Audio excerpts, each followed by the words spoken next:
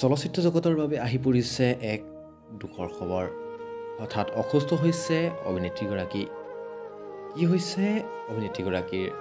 বৰ্তমান ক'ত ৰাখিছে অভিনেত্ৰীগৰাকীক? বন্ধু বান্ধৱীসকল, আপোনালোকে এই সকলোবোৰ জানিবৰ বাবে ভিডিঅ'টো শেষলৈকে চাই থাকক। বন্ধু বান্ধৱীসকল, অসমৰ জনপ্ৰিয় অভিনেত্ৰীগৰাকী হঠাৎ অসুস্থ। বৰ্তমান গুৱাহাটী মেডিকেল কলেজত এডমিট কৰি ৰখা হৈছে অভিনেত্ৰীগৰাকীক। বন্ধু বান্ধৱীসকল, বৰ্ষীয়ান অভিনেত্ৰী জ্ঞানদা কাকতি বৰ্তমান অসুস্থ। বৰ্তমান মুখ্যমন্ত্ৰীৰ নিৰ্দেশত চিকিৎসাৰ বাবে গুৱাহাটী চিকিৎসা মহাবিদ্যালয়ত ভৰ্তি কৰোৱা হৈছে। বন্ধু বান্ধৱীসকল, আপোনালোকে আশীৰ্বাদ কৰিব যাতে তেখেত সোনকালে সুস্থ হৈ আহে। আৰু যদি আপোনালোকে ভিডিঅ'টো চাই ভাল পালে ভিডিঅ'টোত এটা লাইক কৰিবলৈ নাপাহৰিব।